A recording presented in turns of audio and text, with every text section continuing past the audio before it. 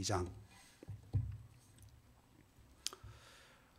4절로 9절의 말씀입니다. 말라기 2장 4절부터 9절까지 우리 내용을 생각하면서 한 절씩 교독하도록 하겠습니다. 제가 먼저 4절을 봉독합니다. 만군의 여호와가 이르노라. 내가 이 명령을 너희에게 내린 것은 레위와 세운 나의 언약이 항상 있게 하려 함인 줄을 너희가 알리라. 레위와 세운 나의 언약은 생명과 평강의 언약이라. 내가 이것을 그에게 준 것은 그로 경외하게 하려 함이라. 그가 나를 경외하고 내 이름을 두려워하였으며 그의 입에는 진리의 법이 있었고 그의 입술에는 불의함이 없었으며 그가 화평함과 정직함으로 나와 동행하며 많은 사람을 돌이켜 죄악에서 떠나게 하였느니라. 제사장의 입술은 지식을 지켜야 하겠고 사람들은 그 입에서 율법을 구하게 되어야 할 것이니 제사장은 만군의 여호와의 사자가 되는 것을. 너희는 옳은 길에서 떠나 많은 사람을 율법에 거스르게 하는도다. 나 만군의 여호와가 이르노니 너희가 레위의 언약을 깨뜨렸느니라.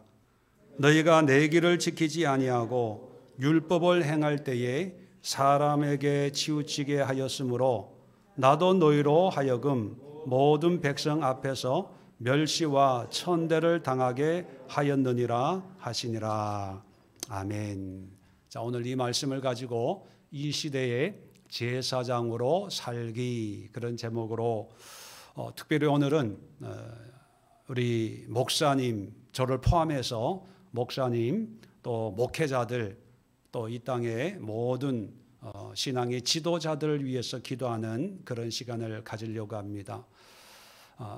정치, 경제, 사회적으로 위기다 이런 얘기를 우리는 쉽게 얘기하는 그런 시대입니다.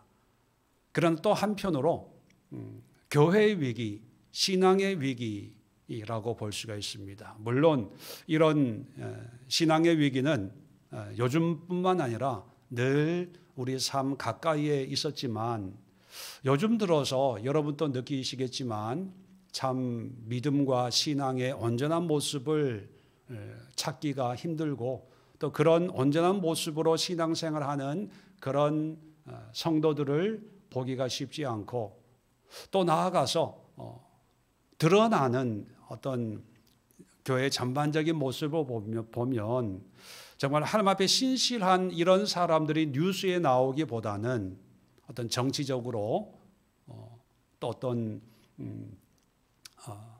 이벤트나 이슈를 통해서 사람들에게 어떤 인기를 끌고 관심을 가지고 유튜브나 또 인터넷이나 여러 방송 매체를 통해서 사람들에게 그냥 보여지는 그런 모습으로 어떤 유명해지고 관심을 얻으려고 하는 그런 경향이 어느 때보다 많은 요즘입니다. 자, 그렇다면 우리가 이런 종교 신앙의 지도자들을 위해서 가만히 지켜만 봐야 될 것이냐 아니면 기도해야 될 것이냐. 오늘 말라기서를 통해서 우리가 이런 상황에 어떤 태도를 취해야 할까 우리가 말씀을 통해서 함께 나누고 기도하려고 합니다. 여러분 잘 아시는 것처럼 이 제사장 종교 지도자들의 그 제사장적 의미를 확장하면 이제 신약 시대는 교회 목회자일 뿐만 아니라 제사장이 누굽니까? 모든 성도들, 왕 같은 제사장, 성도들까지 확장할 수가 있습니다. 그래서 이건 뭐 목회자들만의 문제다라고 생각하지 마시고 이것이 우리의 문제다라고 생각해야 됩니다. 왜냐하면 바르지 못한 목회자와 함께 신앙생활하는 그런 사람들도 알게 모르게 바르지 못한 어떤 신앙의 모습으로 변질될 위험이 아주 많기 때문입니다. 자, 말라기가 어떤 책인가 여러분 잘 아실 것입니다.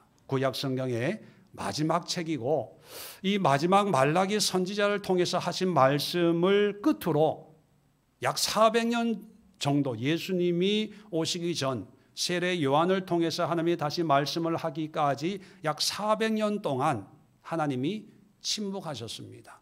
아무도 하나님의 선지자로 세우지 않았습니다. 그 결과 이 400년은 이스라엘 역사에서 가장 힘들고 어렵고 혼란스러운 그런 시기를 겪어야 했습니다. 그래서 학자들은 이 400년을 암흑시대 이런 표현으로 표현하기도 하지요. 자, 그런데 이 하나님이 이스라엘 백성들에게 입을 닫고 마음문을 닫기 전에 마지막으로 말라기 선지자를 통해서 하나님의 마음을 얘기하는데, 마치 법정에서요, 그 죄인을 앞에 세우고 마지막 어떤 언도를 하는 그런 의미처럼 들려집니다. 너희가 이렇게 살았기 때문에 내가 너희들에게 이런 형벌을 준다, 이렇게 얘기하는 그런 의미로 저희들에게 다가옵니다. 자, 그런데 그런 마지막 언도를 하면서 내가 너희들을 그냥 두지 않고 심판하겠다라고 하시는데, 그 심판의 첫 번째 이유가 누구냐 하면 1장 6절부터 시작되는 내 이름을 멸시하는 제사장들아, 제사장들에게 주는 경고와 책망입니다. 그리고 이것은 오늘 우리가 함께 본문으로 삼은 2장에도 이어집니다. 너희 제사장들아. 제일 먼저 하나님이 문제 삼는 것이 제사장들이 제사장의 역할을 잘못했고, 그 결과 일반 성도들의 그런 신앙이 다 무너졌다, 이렇게 말씀을 하고 있는 것입니다. 그렇게 보면 참 지도자들의 그 역할이나 또 영향력이 참 무섭고 또 중요하고, 또 바르지 않으면 참 자기만 망하는 게 아니라 수많은 사람, 결국은 나라가 망하는 그런 결과를 초래하게 된다는 것입니다. 물론 여러분, 한 나라가 망하는 데는 여러 가지 요소들이 있습니다. 정치, 경제, 사회, 문화, 외교, 군사, 그죠? 우리도 그런 환경 속에 살고 있지 않습니까? 뭐 관세 문제, 외교 문제, 또 수출, 뭐 여러 가지, 국방, 뭐 여러 가지 요소들이 복합적으로 작용을 해서 한 나라의 운명이 결정이 되지 않습니까? 근데 2000년 전에도 2500년 전에도 마찬가지로 나라가 망하는 데는 여러 가지 복합적인 요소들이 있는데, 그런데 하나님은 정치를 얘기하지 않고요, 외교를 얘기하지 않고, 군사력을 얘기하지 않고, 제일 먼저 언급하는 게 신앙, 그 신앙을 가르치는 제사장들이라는 거예요. 이게 참 무섭습니다. 저도 목회를 하고 목사이지만 가슴이 뜨끔뜨끔해요. 아니, 내가 뭘 잘못해도 나라의 운명을 가를 정도의 나쁜 짓을 할 정도가 아니잖아요. 또 더 나아가서 우리 예수의 성도들이 아무리 나쁜 짓을 하고 하나님 앞에 악한 짓을 한다고 해서 대한민국의 운명을 좌지우지합니까? 우리는 그렇게 생각하지 않아요. 나라의 운명을 결정하는 사람들은 뭐 대통령이나 국회의원이나 뭐 이런 대단한 사람들이 뭐 결정을 하는 거지, 뭐 우리 소민들이야 무슨 힘이 있어요? 하라면 하라는 대로 따를 수밖에 없는 그런 존재라고 여기지 않습니까? 그런데 하나님은 그렇게 생각하지 않아요. 나라가 망하는 것은 너희들 때문이야. 제사장들 때문이야. 신앙의 문제야. 믿음의 문제야. 종교의 문제, 이렇게 얘기한다는 거예요. 그러니까 여러분, 우리 한 사람 한 사람이 이 대한민국의 운명이 이재명 대통령에 있는 게 아니고 300여 명의 국회의원의 손에 달려 있는 게 아니고 민주당에 달려 있는 게 아니고 국민의힘에 달려 있는 게 아니고 트럼프에게 달려 있는 게 아니고 바로 우리 한 사람 한 사람에게 달려 있다는 거예요. 자, 그러면 이 제사장을 통해서 하나님이 뭐라고 얘기하는가? 4절 오늘 본문부터 보면 만군의 여호와가 이르노라 내가 이 명령을 너희에게 내린 것은 레위가 세운 나의 언약이 항상 있게 하려 함인 줄을 너희가 알리라. 자, 무슨 얘기냐면 제사장 너희들아 귀담아 들어라. 내가 너희를 세운 것은 그냥 세운 게 아니고 레위와 세운 나의 언약, 약속이 항상 너희들에게 있기를 기대하고 세웠는데 근데 그게 아니다 이런 의미예요. 자, 5절입니다. 레위와 세운 나의 언약은 이 제사장 지파가 레위 지파 아닙니까? 레위 지파와 세운 언약은 생명과 평강의 언약이라. 원래 제사장을 세운 것은요 생명과 평강의 계약이라는 거예요. 이게 무슨 뜻이냐면 생명은요 죽을 사람도 다시 살아나는 것. 우리가 이 건강의 생명이 아니고 육신의 생명이 아니라 하나님 앞에 주어지는 영적인 생명이라고 볼 수가 있습니다.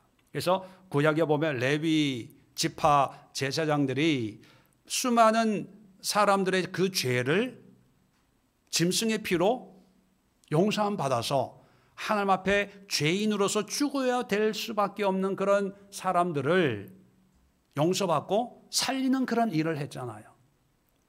죄사함을 통해서 하나님 앞에 살도록 그런 언약을 만들었고 또 평강의 언약이라는 게 뭡니까? 죄 때문에 거리가 멀어졌는데 이 죄의 문제를 해결해 줌으로써 하나님과 다시 화평한 관계로 만드는 그런 일을 하도록 계약을 하고 레위 지파를 내가 사용했는데 지금 보니까 그러질 못하고 있다는 거예요. 자, 그러면서 이 평강과 생명과 평강의 언약을 어떻게 이룰 수 있었는지를 얘기하면서 반대로 너희들은 이렇게 하지 못하고 있다. 자, 9절 이들에 대한 결론이 뭐냐 하면 자, 너희가 8절부터 볼까요? 너희는 옳은 길에서 떠나. 옳은 길이라고 하는 것은 이제 5절, 6절, 7절에서 말하는 원래 이렇게 하기로 이렇게 살기로 나와 약속을 했는데 이렇게 살지 못했다는 걸 얘기하는 거죠. 이런 옳은 길에서 떠나 많은 사람을 율법에 거스르게 하는도다. 나 만군의 여호와가 이르노니 너희가 레위의 언약을 깨뜨렸느니라. 약속대로 안 살았다는 거예요. 자, 9절 너희가 내 길을 지키지 아니하고 율법을 행할 때에 사람에게 치우치게 하였으므로. 자, 율법을 행하지 않는 게 아니라 하나님의 말씀대로 살지 않는 게 아니라 행해요. 그런데 어떻게 행한다고요? 사람에게 치우치게 하였으므로. 이게 무슨 뜻일까요? 율법을 행하긴 행하는데 사람에게 치우치게 하였으므로 이게 무슨 뜻일까요? 우리식으로 표현하면 믿음 생활 하긴 하는데 사람 중심으로, 인본 중심으로, 사람 좋은 방법으로 그런 의미 아닐까요? 그렇게 해서 나도 너희로 하여금 모든 백성 앞에서 멸시와 천대를 당하게 하였느니라 하시니라.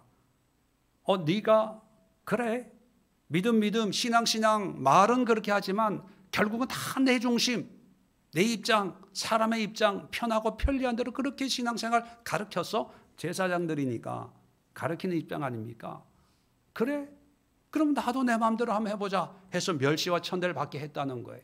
그러면 생명과 화평의 바른 길은 뭘까? 자, 5절부터 네 가지를 말씀합니다. 이 네 가지를 위해서 지금 우리가 기도할 기도 제목을 가지면 좋을 것 같습니다. 자, 그렇다면 이 제사장들이 어떻게 살아야 되고 어떤 신앙을 가져야 정말 원래 레위들과 계약을 할 때 화평과 생명의 언약에 합당한 그런 신앙을 가질 수 있었을까?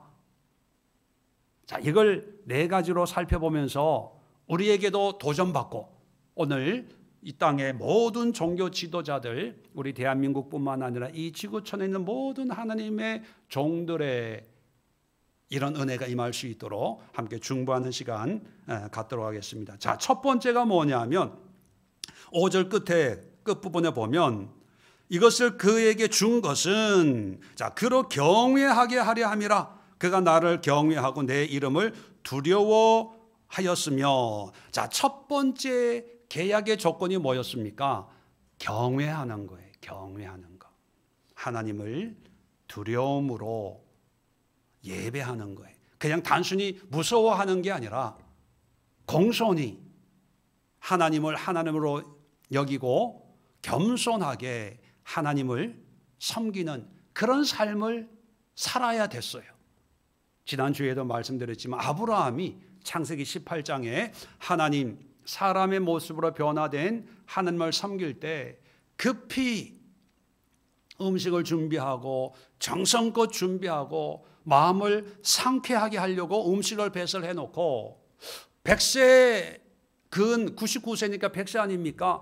100세 할아버지가 나무 밑에 서서 같이 앉지도 않고 서서 식사하는 그 모든 것을 시중 드는 것처럼 하나님을 무서워서 겁내서 그렇게 하는 게 아니라, 겁냈으면 집에 초대하지 않겠죠.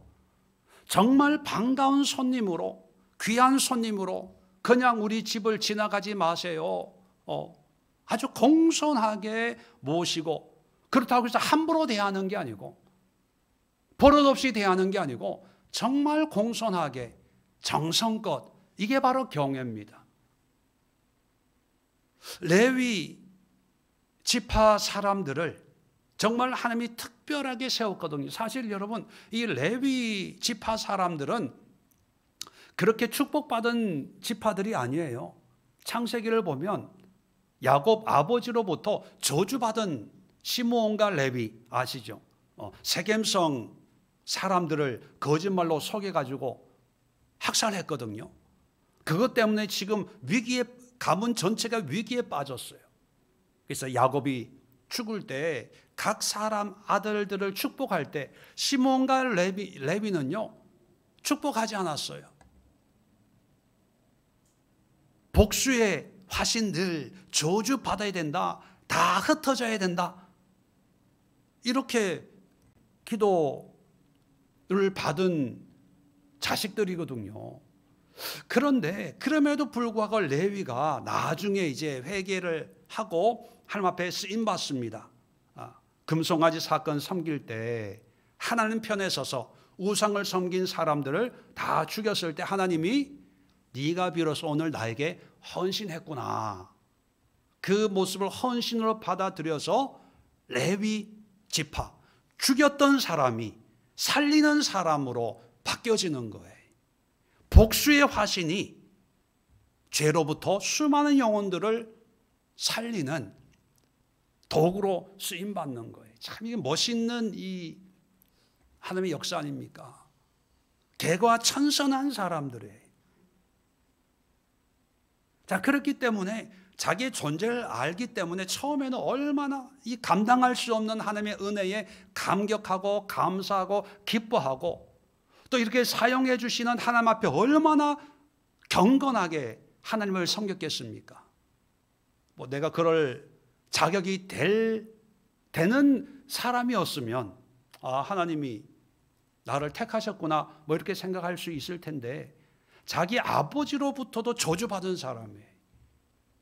복수의 화신이거든요.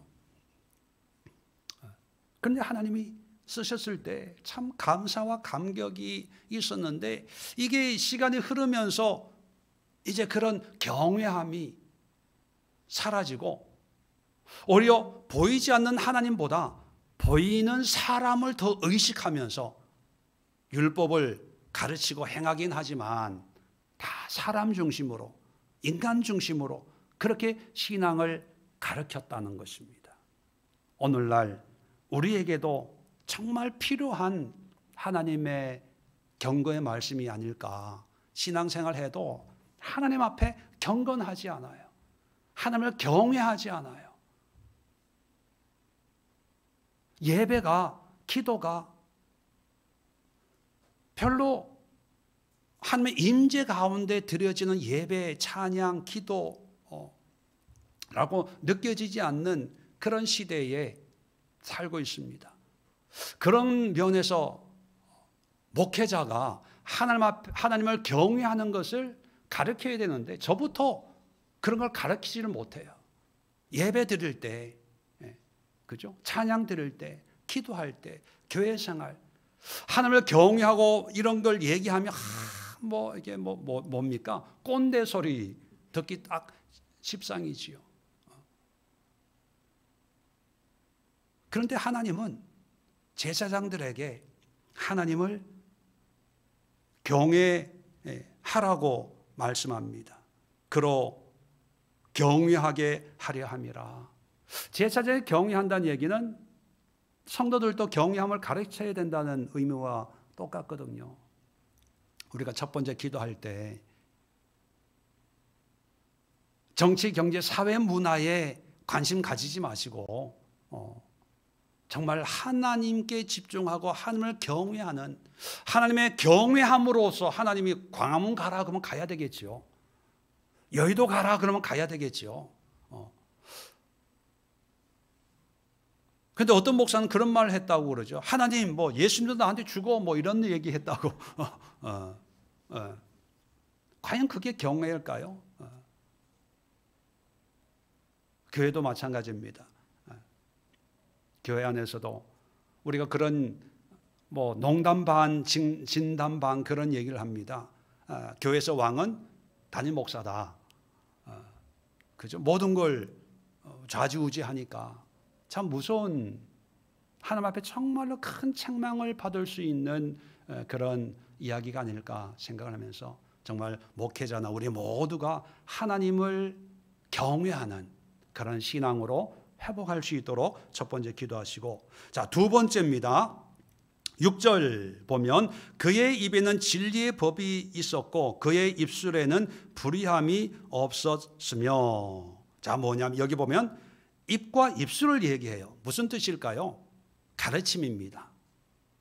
제사장으로서 가르치는데 그 입에는 진리의 법, 진리의 법 두 번 생각할 필요가 없이 하나님의 말씀이죠. 하나님의 뜻을 그 입에서는 그 진리의 법이 나와야 되고, 또 불의함이라고 하는 것은 뭡니까? 하나님 보시기에 나쁘지 않는 것. 이건 윤리 도덕의 삶이 아니라 하나님 보시기에 합당한 그런 삶을 이제 가르쳐야 된다. 근데 아까도 얘기했죠. 9절에 보면 율법을 행하지만 사람들에게 치우쳤다는 얘기는 뭡니까? 하나님 앞에 불의한 그런 삶을, 그런 말씀을 가르친 게 아니고 사람들에게 사람 기준으로 좋은 것, 안 좋은 것 이런 걸 가르쳤다는, 기준이 바뀐 거예요. 그래서 여러분, 우리가 두 번째 기도해야 될 기도의 제목은 목회자들이 바른 말씀을 가르치도록, 하나님의 말씀을 그대로 전달하도록, 사람 의식해서 누구 상처받을까 봐, 누구 때문에 누구를 의식해서 그냥 두루뭉술하게 이것도 좋고 저것도 좋고,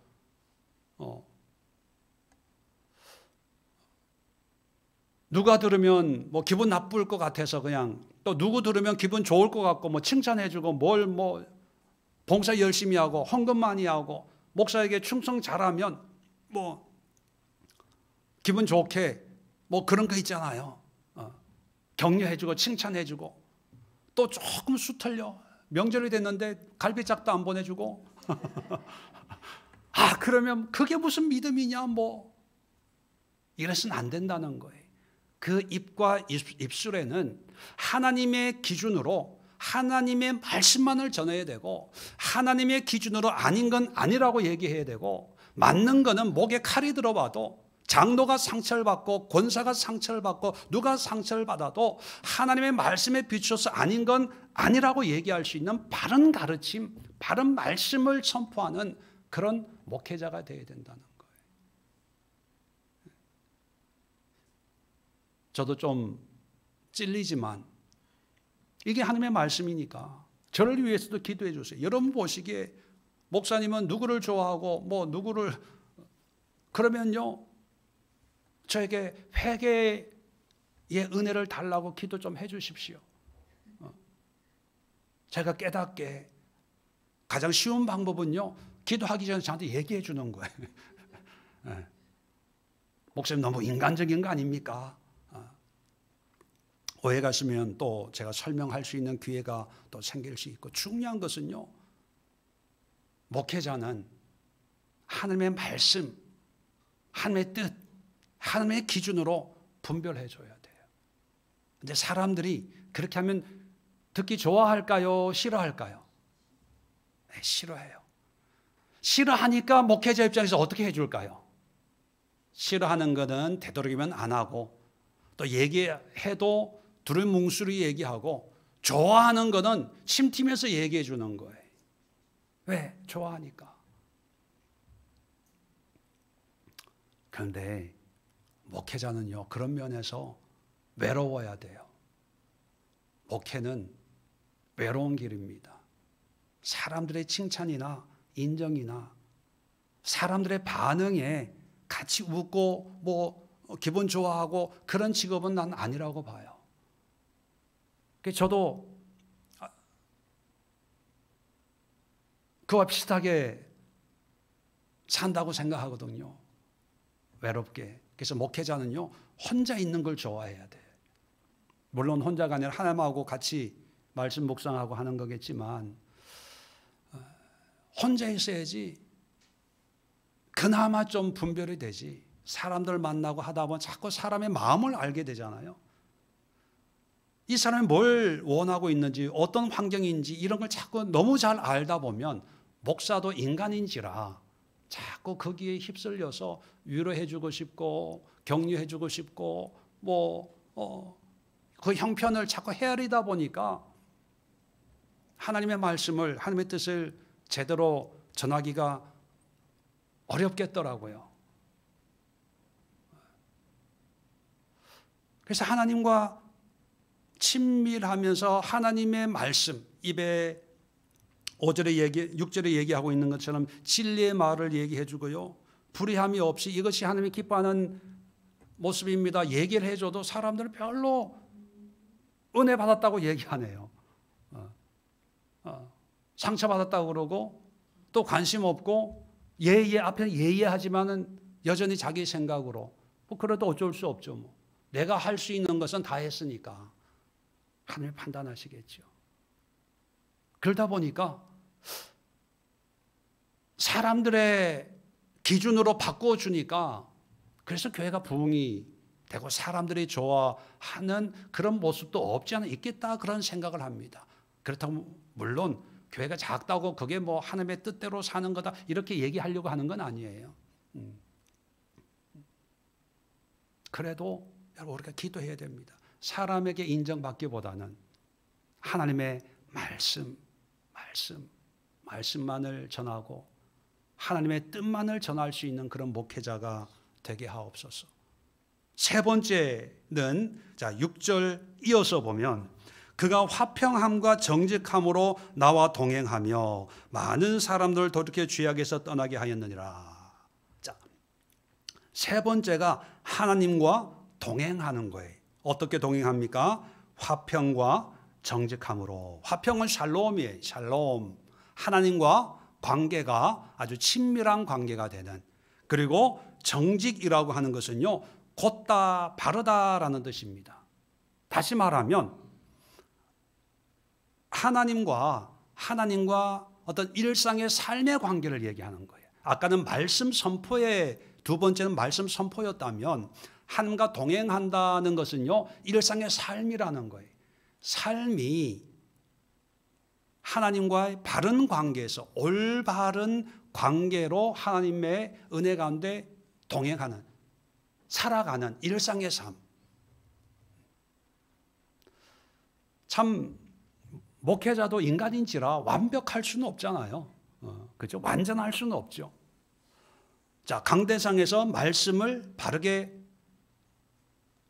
전할 수는 있지만 또 일상에서 뭐 목회자도 사람인지라 뭐 여러 가지 허물도 있고 약함도 있고 뭐 그런 인간적인 어떤 그런 바탕이 드러날 때가 있잖아요.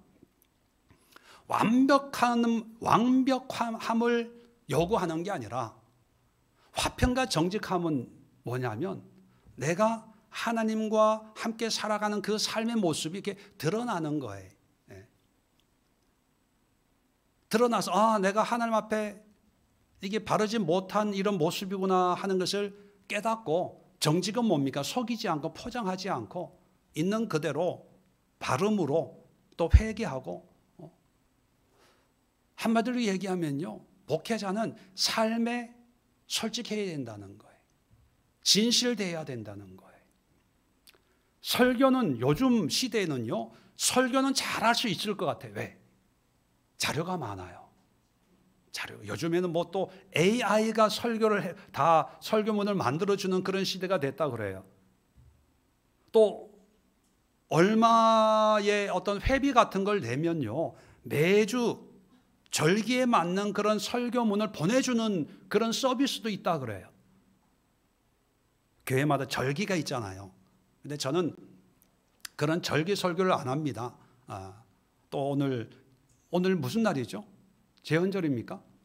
개천절 이런 어떤 세속적인 어떤 기념일에도 기념일을 중심의 어떤 그런 설교도 안 해요. 가정에 대한 가정의 설교하고 뭐 어린이 주일이면 어린이 뭐 이런 목사님들도 있는데, 저는 그런 거 신경 안 쓰고 그냥 성경적인 절기, 성탄절, 추수감사절, 뭐 신년 이런 부활절 이런 거에만 어떤 성경적인 절기만 의미를 두지 다른 건 의미를 두지 않습니다. 그런데 요즘에는 조금만 어떻게 뭐 이렇게 요령을 부리면 정말 좋은 설교를 할 수 있는 그런 시대가 되어버렸어요. 불과 뭐 20, 30년 전에는 뭐 상상을 못했던 그런 모습들이죠. 근데 문제는 뭐냐? 어디에서 문제가 생기냐 하면 하나님과 동행하는 거예요.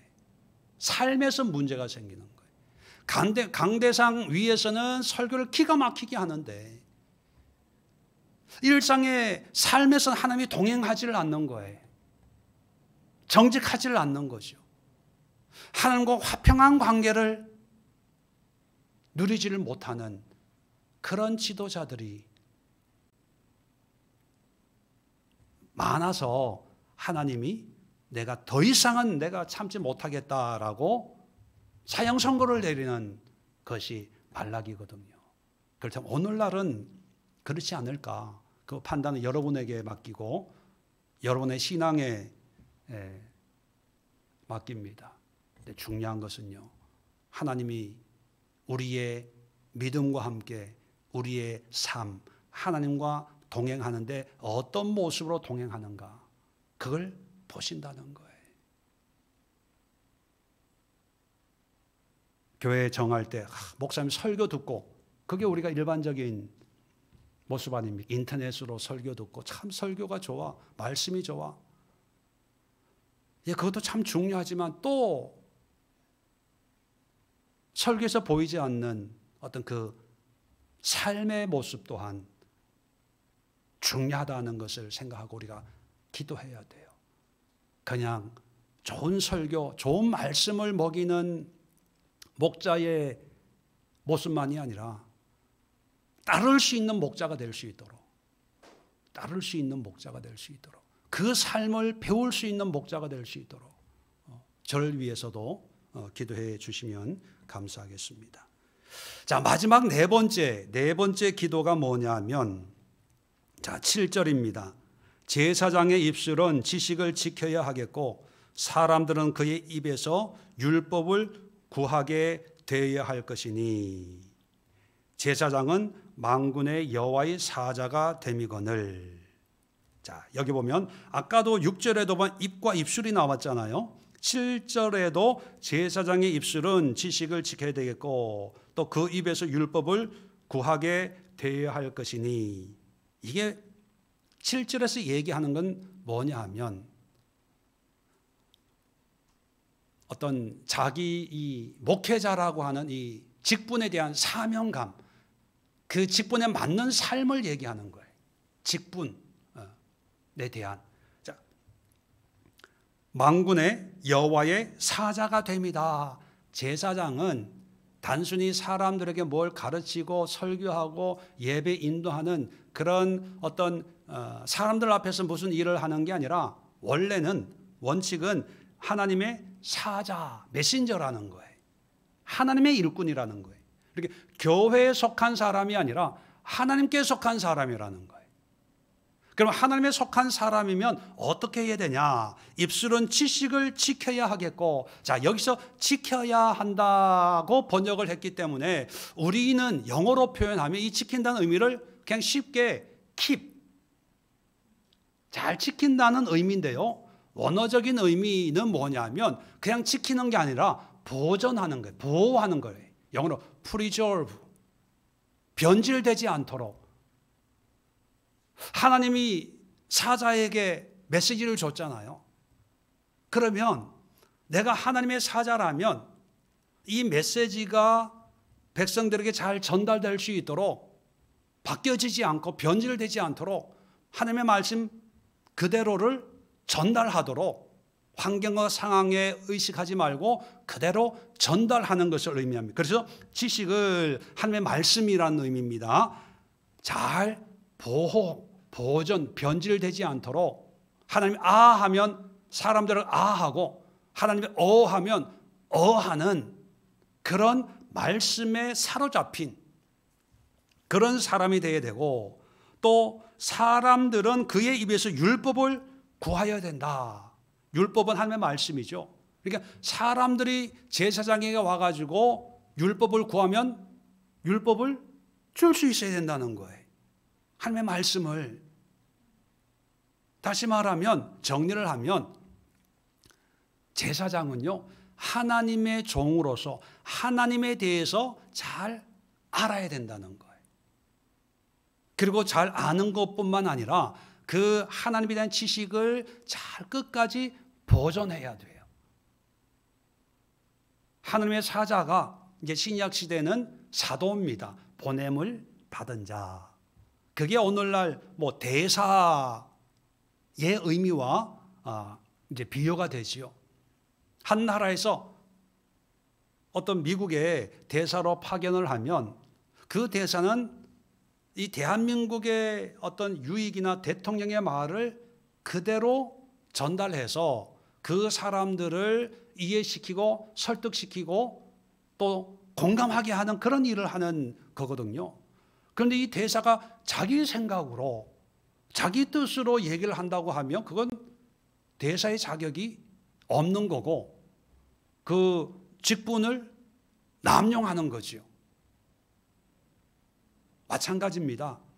제사장은 하나님의 사자이기 때문에 하나님의 말씀에 집중해야 되고 또 하나님의 뜻에 지식이 있어야 되고 하나님의 마음에 관심이 있어야 됩니다. 그래서 하나님이 왜 이런 말씀을 하셨는지 또 왜 무슨 의도로 이런 말씀을 하셨는지 그것을 잘 보존해야 되고, 그래서 사람들이 물어봐요. 율법에 대해서. 그러면 그것을 잘 설명할 수 있는. 그래서 내 직분이 뭔가, 내 직분은 사람에게 속한 게 아니고 어떤 사역에 속한 게 아니라 하나님께 속한 하나님의 사자다. 이런 자기 정체성, 자기 직분에 대한 확실성을 어떤 환경 여건에서도 잃어버려서는 안 된다. 그런 말씀이거든요. 자, 그런데 왜 이 이스라엘 유다가 망합니까? 이렇게 살지를 못했다. 이렇게 안 하고 아까 읽은 것처럼 내 길을 지키지 않고 율법을 행하긴 하지만 사람들에게 치우치는, 하나님보다 사람들을 더 중요하게 여기고 의식하면서 살았기 때문이다. 이렇게 최후 선언을 하는 거예요. 그리고 물론 그 뒤에도 나오지만 그 뒤에도 일반인들의 어떤 그런 죄악된 모습을 얘기하고 있지만 제일 먼저 언급하는 것이 제사장, 지도자들의 문제를 언급했다면 오늘날도 여러 가지 어려운 상황에서 우리가 믿는 자들이 먼저 관심을 가지고 애정 어린 눈물의 기도가 필요한 부류가 바로 목회자들이라는 거예요. 목사님들이 성도를 위해서 기도해 주는 것만이 아니라 또 성도들이 이런 목회자들을 위해서 정말 간절히 기도하는 것이 나라를 살리는 것이고 민족을 살리는 것이고 하나님의 심판의 그 시간을 늦출 수 있는 그런 길이라는 것을 성경을 통해서 우리는 알 수가 있습니다.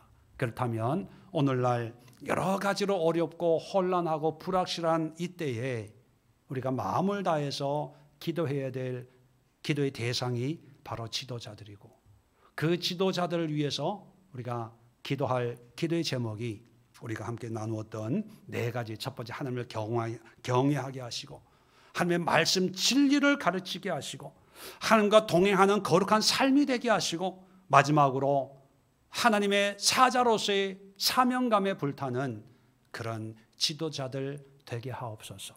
우리가 함께 기도할 때 저를 위해서도 또 한국 지도자들, 세계 지도자들, 선교사님들 위해 기도하시고 또 신약시대의 제사장 우리 모든 성도들이라고 말씀을 드렸습니다.